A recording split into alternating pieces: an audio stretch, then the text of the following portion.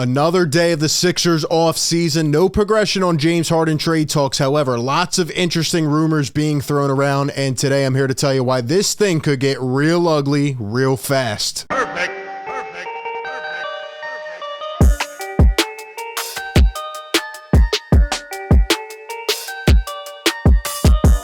What is going on, everybody? RB here. Welcome into Philly Take with RB. Like always, hit the like button if you enjoy the show. Be sure to subscribe and also ring that bell down below. That way you don't miss any of the coverage. Today we are back, and really I want to dive into a lot of these rumors being put out there in the last 24 to 48 hours surrounding James Harden, Tyrese Maxey, Tobias Harris. There is so many Sixer fans right now just up in the air. They don't know how to feel. They're frustrated, they're pissed, they're confused, all these different emotions. But my question to the people out there is, honestly, what do they do? What is the next step? How do you solve this? How do you fix this? Give me your solution, your plan, your master genius philosophy down below. And I'll get into my thoughts in terms of what I really believe is going to happen here in the coming weeks and months. Before we dive into it, though, shout out to our sponsor of today's video, Manta Sleep. For all the insomniacs out there like me who are crazy, who are up at night wondering how the Sixers are going to fix this roster, you got to check out the Manta Sleep Mask Pro. I'm laying down at night or I'm trying to take a nap in the middle of the day.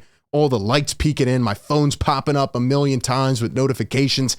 I can't let the light out of my eyes. However, the Manta Sleep Mask Pro can solve that problem. It has true 100% blackout for deep sleep, C-shaped eye cups for unbeatable side sleep comfort. Lay on your back, your side, your stomach. It does not matter, man. This thing has zero pressure on the eyelids, eyelashes, very lightweight, very comfortable, slips right over the head, and it honestly will guide your precious sleep to, being able to rest much better at night. They got the Pro Mask, the Cool Mask, the Steam Mask, a bunch of great products that will really help you take your sleep to the next level. And you're definitely going to need it over the next couple weeks because, man, things are about to get spicy. But go check out the Manta Sleep Mask Pro. Click the link down below in the description.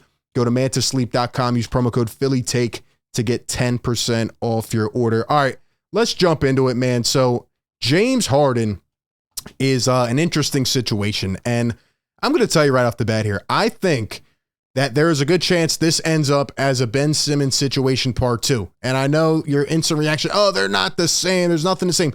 Hear me out, okay? I really believe that this could result in a standoff between James Harden's camp and Daryl Morey. And I don't know who's going to budge. We will talk about it, though. This came out yesterday, an original report from Adrian Wojnarowski, where he said on ESPN, quote, "It's more than conceivable that James Harden could actually return." Let me ask you guys out there, do you think there's an actual possibility where James Harden just throws this to the side, somebody apologizes, and he comes back and plays basketball for the Sixers in 2023-24? Let me know your answer down below, because then we got follow-up today from Brian Windhorst. Let me tell you something. Windhorst is ticking me off again because everything he's saying now is, again, completely contradicting what he said the other day. And I always tell you guys, when I report these reports, take everything with a grain of salt, right? I never say this is the absolute 100% truth until it is confirmed by multiple sources. But here's what Brian Windhorst had to say about James Harden. He says, quote, "The Sixers have yet to rule out James Harden returning next season." And on top of that, he says that the Sixers aren't necessarily ready to break up with James Harden. And here's the exact quote when he elaborated on it. He says, "The Sixers are not afraid to let it be known that they don't think necessarily it's over with James Harden, that maybe everybody was just a little bit in their feelings." Some of this wording really gets me, man. Like, what are you talking about? Windy, you're getting me, man. Because the other day, a couple days before free agency, everybody's ramping up the hype. They're building up the slow. Oh my gosh, here we go. Harden wants a trade. He wants out. And it's going to happen before free agency, blah, blah, blah. And now nothing. Crickets, silence, all the way up days after free agency. Even today, what is it, day 4? Teams are going off the board and signing guys and these minimum players. The Sixers still have not done anything else other than sign Pat Bev. They are handcuffed by the situation.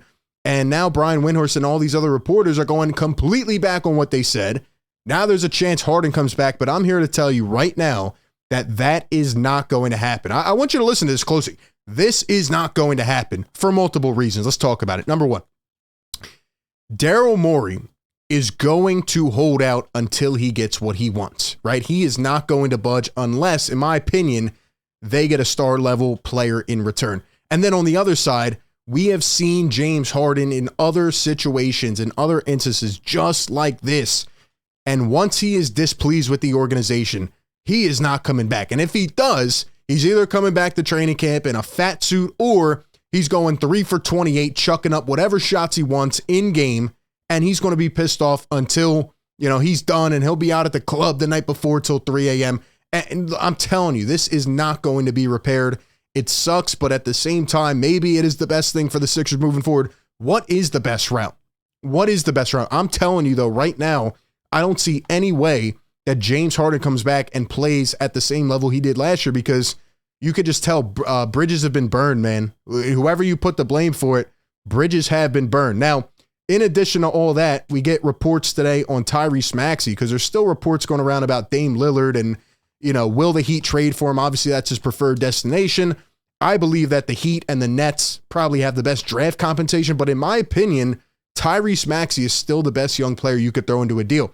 And similar to what Windhorst had said days ago, the only way I could see the Sixers pulling off a Dame trade is, one, if he wanted to come here, and two, if Morey went and traded James Harden, maybe Tobias, got a bunch of draft assets and young players and role players and picks, and then he packaged those with Tyrese Maxey and shipped it over to Portland, and they said, wow, this is the most enticing package, because again, I think the other teams had the Sixers beat in terms of draft compensation, but really that's the only way I could see it happening. However, here's what Windy had to say today about Tyrese Maxey. He says, the Sixers might land Damian Lillard if they offer Tyrese Maxey. Quote, I think Maxey is the prime piece. And again, if Philly was making that offer, Dame Lillard might be in Philly right now, but they are not. In fact, Windy went on to say that the Sixers would not trade Tyrese Maxey if they were offered prime Michael Jordan. I'm serious. This is what he actually said today. They are trying to draw up the buzz. It's the NBA offseason. This is what happens. But come on, prime Jordan, you got to stop. You got to stop. Prime Jordan, come on now. Why are you saying things like that? Here's what he said the other day. The Sixers are not going to extend Tyrese Maxey this summer. Want to know why?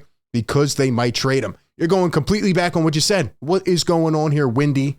What is going on here, ESPN? A lot of conflicting reports. Honestly, the Sixers are stuck in a hostage situation, if I'm being honest. And then Brian Windhorst puts this out today about Tobias Harris. He says the Sixers have no interest in trading Tobias, which goes against what we heard last week after the whole crumble cookie situation. And now the Sixers are apparently not interested. Apparently, according to Windhorst, they've had discussions, but his name is not being put into serious trade talks, and Nick Nurse wants to bring him back, and that's where we're at. I summarized my thoughts earlier today on Twitter. Bobby Mark said something similar here on ESPN Radio. He says, Joel Embiid has to realize that next year is going to be a gap year. And kind of echoing off my thoughts here, let me know what you think. What is the wisest route for the Sixers? Should they wait a year? Should they try to get some role players expiring contracts and just stock up on draft compensation and build around Embiid and Maxey next summer in 2024? Is that the wisest thing? Here's what I honestly believe happened. To sum this up here, I think that Daryl Morey wanted to run it back. We heard him talk multiple times about needing a new voice, a new leader, and he got rid of Doc Rivers. He brought in Nick Nurse, who's a very smart X's and O's, just a very quirky type of coach who's going to work on the little things and hopefully develop young players. So he brings in Nick Nurse, and I honestly think Daryl Morey wanted to run this thing back. However, James Harden then threw a curveball after the whole negotiation process and said that he wanted to trade. And now we're stuck in the same situation, and it feels like a Ben Simmons situation. Obviously not the same, because, Simmons had multiple years left on the contract. He was much younger. Meanwhile, this is bad on both sides because the Sixers are trying to contend. I truly believe they're trying to compete. Nick Nurse came here to win. They brought, a new coach, a new system in, and they've just echoed that they want to win this year. And at the same time, on James Harden's side, if he decides to sit out and he doesn't want to play, well, he's on a player option and he's still trying to get a longer contract after this season to build his value up, and he's not going to get that if he doesn't play. So it's really, a double-edged sword here. They're both just at a head, and they need to figure this out. Because as I say here, you don't want to waste a year of Joel's prime. Like, yeah, it would be nice. It feels like it would be smarter to like wait out and then build around Embiid and Maxey. Not to say that these are anywhere similar, but similar to how the Nuggets have Jokic and Murray, and then they brought in better role players and they drafted better and then acquired Gordon via trade. It almost feels like that would be a better alternative going forward for the Sixers, but coming off an MVP season, knowing the injury history, it doesn't seem too wise to do that with Joel, right? Because then you got to wait another year, and how do you sell to him that this is going to be the future and it is going to work? So it's very tough, but then, with the whole Maxey extension thing, it almost seems like Daryl Morey is wanting to go all in next summer.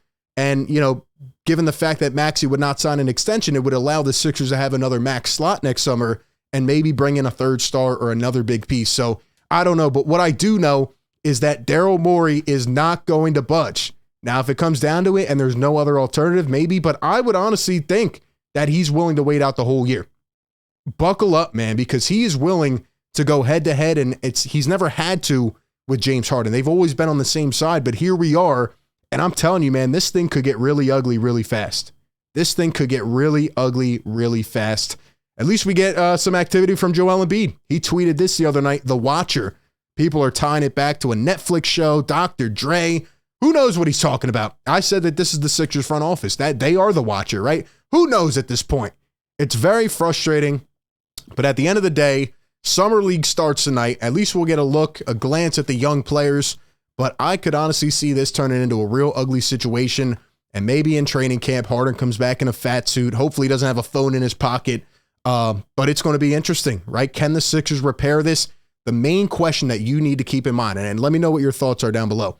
If James Harden comes back and puts to the side and they play and they're the same as last year, can this team get over the hump with a new coach? Can they get past the second round? Can they get to the championship? That's the main question. If the answer is no, then this is going to be a holdout and it's going to get ugly. Give me your thoughts down below though, man. Appreciate everybody for tuning in. As always, be sure to like, comment, and subscribe. And with that being said, I will catch you all on the next one. Peace.